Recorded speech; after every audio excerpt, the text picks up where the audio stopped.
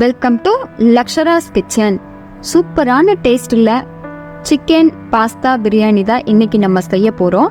எப்படி செய்யலான்னு பார்க்கலாம். இது செய்கிறதுக்காக ஸ்டவ்வில் ஒரு குக்கரை வச்சுட்டு தேவையான அளவுக்கு ஆயிலை சேர்த்துக்கலாம். ஆயில் நல்லா சூடான உடனே ஒரு பிரிஞ்சி இலை, ஒரு சின்ன துண்டு பட்டை, 2 லவங்கம், ஒரு ஏலக்காவை சேர்த்துக்கலாம். அது கூடவே ஒரு பெரிய வெங்காயத்தை கட் பண்ணிவிட்டு இது கூட சேர்த்துட்டு வதக்கிக்கலாம்.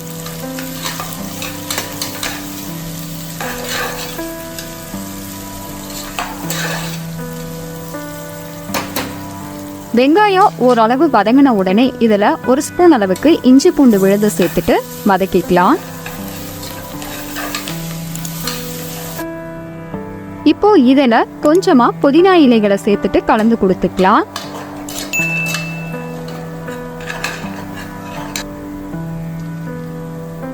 இது கூடவே 2 பச்சை மிளகாய், ஒரு பெரிய பழுத்த தக்காளியை கட் பண்ணி சேர்த்துட்டு 1/4 டீஸ்பூன் அளவுக்கு மஞ்சத்தூள், பிரியாணிக்கு தேவையான அளவுக்கு கல்லுப்பு இதையெல்லாம் சேர்த்துட்டு நல்லா வதக்கிக்கலாம்.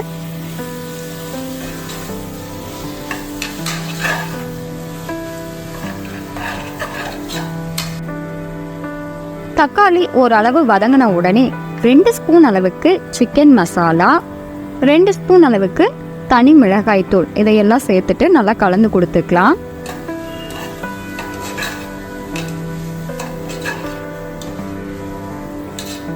மசாலாக்களோட பச்சை வாசனை போன உடனே இதில் வாஷ் பண்ணி வச்சிருக்கிற 150 கிராம் அளவுக்கு சிக்கனை இது கூட சேர்த்துட்டு கலந்து கொடுத்துக்கலாம்.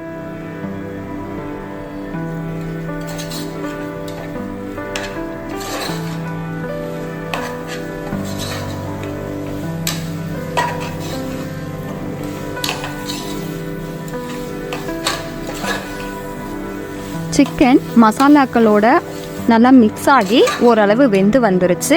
இப்போ இதில் 150 கிராம் அளவுக்கு பாஸ்தாவை சேர்த்து கலந்து கொடுத்துக்கலாம்.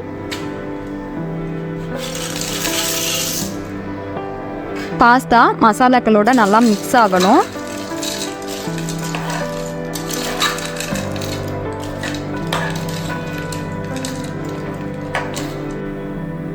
நல்லா மிக்ஸ் ஆன உடனே இப்போ இதில் தண்ணியை சேர்த்துக்கலாம். தண்ணி சேர்க்கும் போது அதிகமாகவும் சேர்த்துடக்கூடாது, குறைவாகவும் சேர்த்துடக்கூடாது. குறைவாக சேர்த்தோன்னா அடி பிடிச்சிரும். இப்போ நம்ம எந்த கப்பில் பாஸ்தா எடுத்தோமோ அதே அளவுக்கு தண்ணியை சேர்க்கலாம். நம்ம சேர்த்ததுக்கு அப்புறமா பாஸ்தா மூழ்கிற அளவுக்கு அந்த தண்ணி ஈக்குவலாக இருக்கா அப்படின்னு சொல்லி நம்ம செக் பண்ணி பார்த்துக்கணும்.